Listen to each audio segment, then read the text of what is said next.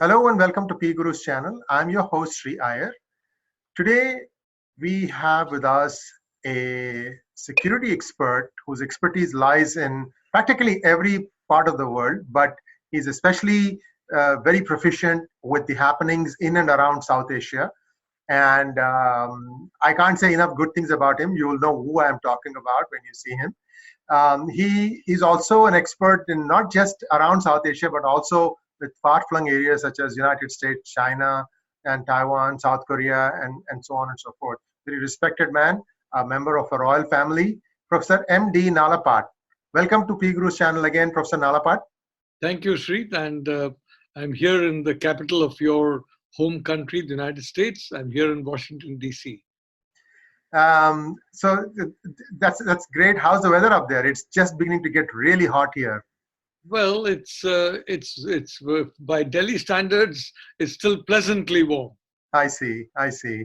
Professor Nalapat, while you were traveling, I guess a lot of things have been happening in one country that you're very intimately familiar with, Sri Lanka.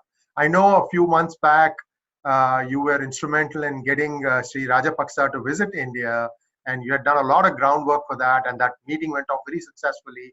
And then a lot of things happened after that, meaning like Rajapaksa was briefly a prime minister. And then, again, the reins went back to Sunil Wickremesinghe. And now they are gearing up for election. And now this. So in your opinion, what exactly happened? Because I would like you to take our viewers back from the point when Rajapaksa went back to Sri Lanka. Well, I'd like to say, Sri, that the reality of the situation is that the fact that the attack was on Christian churches, and secondly, it was an attack on five-star hotels where Westerners stay, and most Westerners belong to the Christian faith. It's no accident, and it shows very clearly the international hand of terrorism. Now, one of the problems that we have in our security apparatus in India is that we have a very subcontinental view of security. We don't really look at security beyond the subcontinental prism. But the reality is that today security has become global. And this illustrates that. This is clearly the motivation has been from outside Sri Lanka. Had it been a Sri Lankan motivation, it would have been an attack on the Buddhist community, not really the Christian community, which is not really a significant force in Sri Lanka, unlike the Buddhists. Like in India, for example, the attack is on the Hindu community among the South Asia kind of terror groups. The Sri Lankan-based terror group would mostly talk in terms of hitting at the Buddhist community. They would go after Buddhist places of worship instead of Christian. The fact that Christian churches have been chosen, the fact that these five-star hotels have been chosen where Westerners are targets, and in fact, several Westerners have unfortunately lost their lives, indicated to me in the very beginning that this was an externally motivated and externally planned event. Well, there is talk that perhaps ISI is involved from Pakistan or the ISIS. But you see, the question that lingers is why now? Look, Sri, when we talk of ISIS, for example, unfortunately, several of our friends who do analysis of these things look at ISIS as some kind of an organization. I mean, or Al-Qaeda or ISIS is some kind of an organization where you have a leader, you have got lieutenants, you've got all different cadres, different, if I may say so, levels of seniority. The fact is, these groups are basically states of mind. And ISIS is very much a state of mind. And people having similar states of mind, they come together, they coalesce, they form small groups, they form support groups. And that is what ISIS is. It's what would be a very chaotic kind of an organization. And therefore, we have to study it in that context. And that's why, for example, it's very credible that ISIS, the state of mind that is ISIS, is very definitely behind this kind of an attack. And that state of mind has been active in Sri Lanka quite some time. I remember when the Rajapaksas were in charge, I talked to Gotabaya Rajapaksa, who was then defense secretary, and told him, what about this kind of radicalism that's there in Sri Lanka? It's nothing to do with the LTTE, but it's there and it's growing. And are you looking at it? He said, yes, we're looking at it very seriously. And he had been paying a lot of attention to it, but then of course Rajapaksas were removed from office and replaced. Well, I have a bigger question in my mind, Professor Nalapat. Now, the two key players in the Sri Lankan politics today appear to be, and I could be wrong, please correct me, Maithripala Sirisena and Mahinda Rajapaksa, right? So there is questions that's now arising that Sirisena was responsible for defense and that the cabinet headed by Wickramasinghe didn't even have a clue of this warning and so on and so forth. I mean, why would they be separate? I thought they were together in this. Well, then they were not together. And if you recall, Sirisena tried to, appointed Mahinda Rajapaksa as the prime minister. And for some time that went on. And he was very clear that he wanted to appoint anybody other than, the Ranil Wickramasinghe.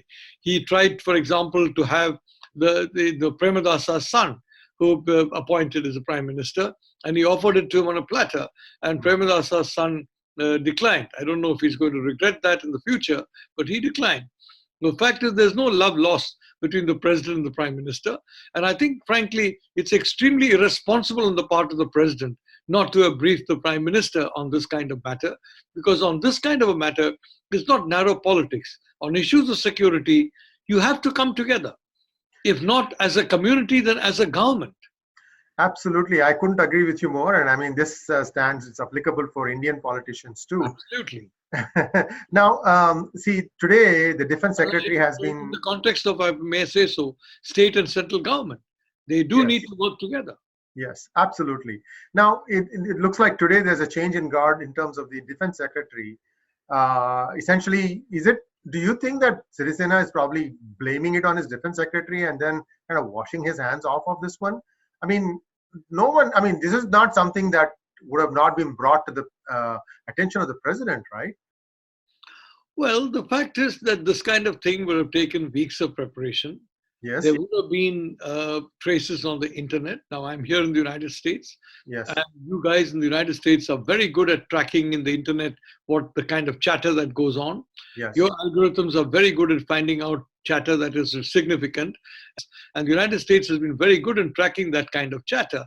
Unfortunately, the Sri Lankans apparently have not been. So they missed out on the tracks and traces of this conspiracy. And this conspiracy would have gone on for weeks. It would have involved, in my case, from the very beginning, I had a phone call from the correspondent of the Daily Telegraph, and I said that I'm reasonably certain that the radicalization of these people took place through individuals who come from Indonesia and Malaysia. The fact of the matter is that today a lot of radicalization is taking place from small groups of ultra-Wahhabi fanatics who are based in Indonesia and Malaysia, not from the Middle East. So there is very definitely a lot that the Sri Lankans missed out on. And who's to blame for that? You can say it's the president, but it's certainly not the defense secretary. Also, I don't think the president either, frankly, but definitely not the defense secretary. Right.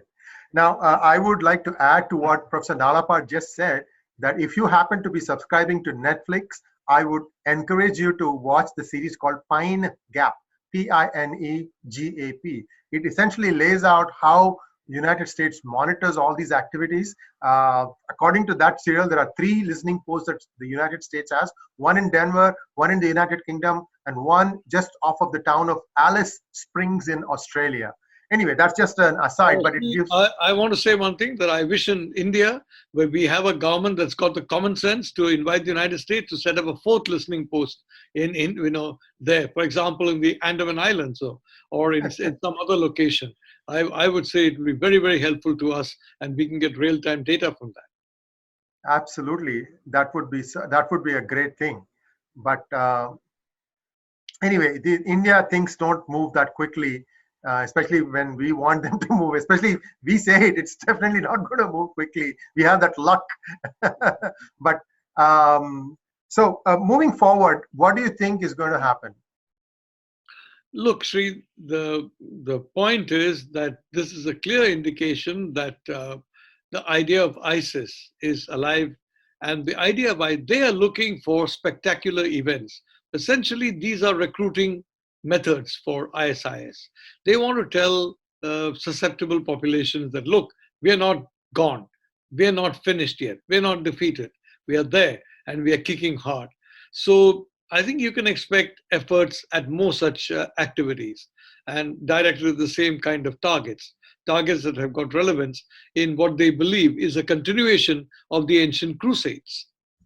I hope that it doesn't get to that, and that wiser counsel prevails. I mean, India needs to take that step as an elder brother here in this group of South SARC nations, let's say, and maybe we can leave Pakistan out for the time being, but everybody else can benefit from this, because you're having a continuous display of these kind of episodes. Who's next? That's the other fear. That I'd like to say that, I think we need to work with other democracies in this. And the United States is an important partner in which we need to work. Where cyber is concerned, frankly, the US has done extraordinarily well in identifying, disturbing patterns of behavior. You'll remember that we have frequently discussed about these crashes of our naval platforms, of our airborne platforms, and I've long had the suspicion that there could be a certain amount of sabotage. Now, it's quite likely that cyber patterns of the people who could have been responsible could have revealed some disturbing patterns if we had the right algorithms, if we looked in the right way. The point is to look in the right direction. It's all over and all around, but if you look in the wrong direction, however hard you look, you don't find the right stuff. Absolutely, I couldn't agree with you more there. So, Professor Nalapat, what are United States thoughts? Because I know that US and India gave a warning to Sri Lanka about this impending problem. Look, I think the United States, the point about the United States is Donald Trump made a campaign pledge that he's going to withdraw from Afghanistan and all these places. He's not going to put American boys at risk. And I think he wants to fulfill that campaign pledge. Now, so you have American soldiers and American troops leaving. But it's not that the American interest is leaving, because there's a significant American interest there. And in that point, I would like to say there needs to be partners who can, in a sense, ensure that there is no gap and that there is no added vulnerability as a consequence of the United States leaving. Now, I've long had the theory that India and the United States in this war are akin to the United States and Great Britain in a previous war. You remember Winston Churchill told the Americans, give us the tools and we'll finish the job. In the case of India, the technology, the technological tools, the other kind of hardware and software that is available, if these are, in a sense, shared with India, then the tremendously vibrant human expertise that India has got. For example, combat capability. I don't think there's anyone better than the Indian soldier when it comes to counter-terrorism and counter-insurgency capacity. So I think it's very important to understand that this is beyond South Asia. I hope you sitting in San Jose will not fall a victim to what I'm seeing in too many people, including many in high positions in Delhi. Everything from a tunnel-like view of South Asia. We have to think in terms of a broader partnership. And that broader partnership is an Indo-Pacific partnership. And I think in that Indo-Pacific partnership, the two big democracies, India and the United States, have to work. And here it's not a question of big brother or little brother. There are matters in which the Sri Lankans are way ahead of us. There are matters in which the Bangladeshis are way ahead of us. So we're all the same age as brothers, frankly. Now, we missed one opportunity, in my opinion, when McMasters came calling to India asking for help in Afghanistan.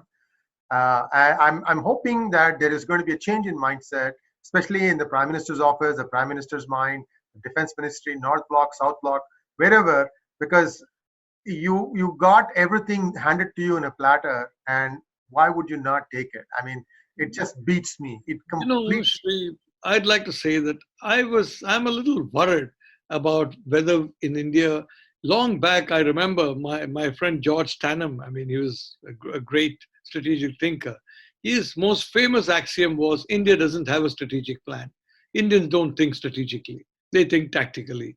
And I'm beginning to worry that George Tanham is being proved right by all too many policymakers. Take as an example this S-400 system. Hmm. I mean, using that system, we are making it very difficult to have a security alliance with the United States. And that's an alliance as 20th century demands. If you want primacy in the Indo-Pacific, if you want a certain amount of ability to confront this Wahhabi terror networks, if you want to confront any kind of attempt to, by outside forces to dominate certain regions, you need this kind of an alliance. And by going in for this S-400 system, on a very narrow technical specifications, frankly, in my opinion, it's a very problematic decision, which I think can have a terrible impact on the future of India-US relations. The other is, for example, aircraft.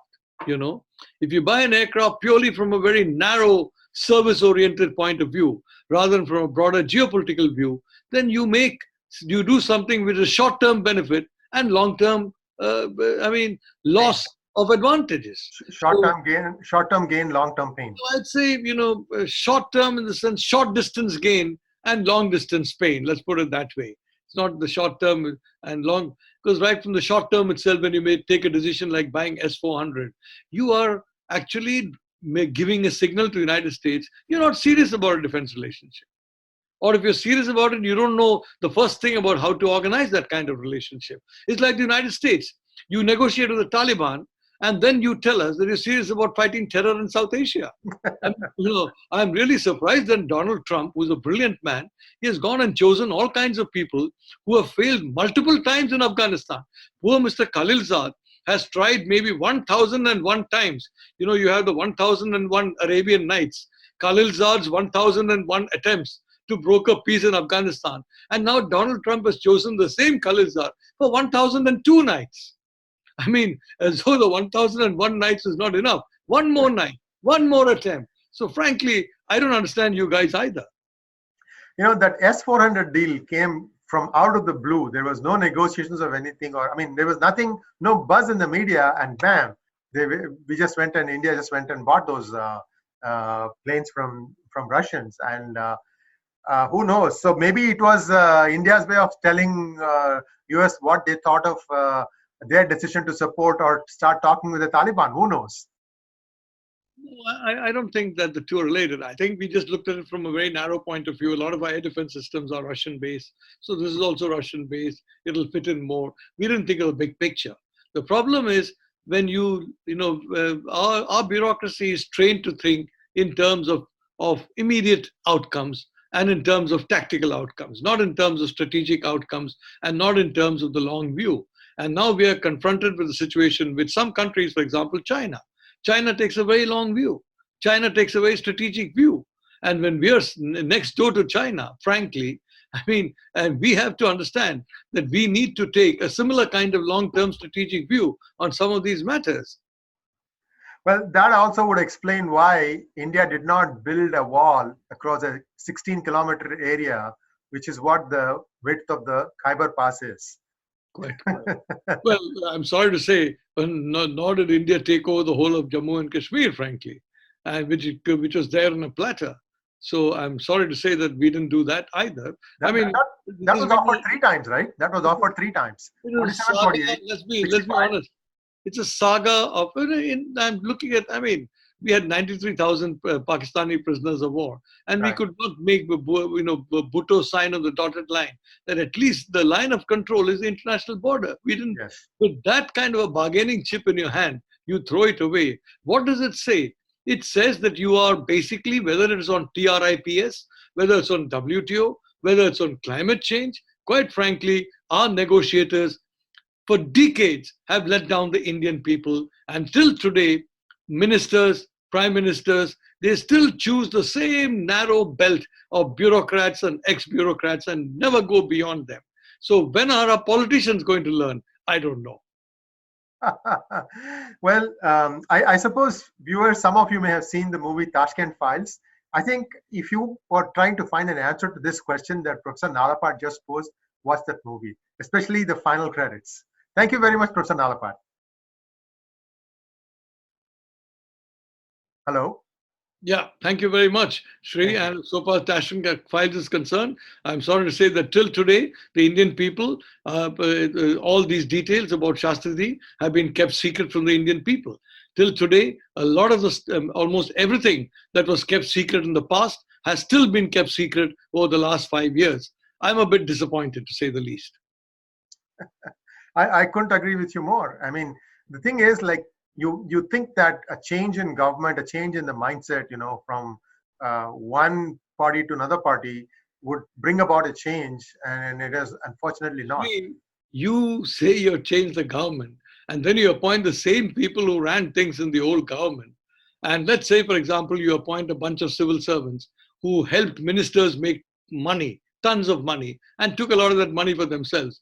Do you think they're going to incriminate themselves by catching the minister or by helping you catch the minister? Of course not. And this is why the Modi government hasn't been able to catch a single VVIP so far. Not one.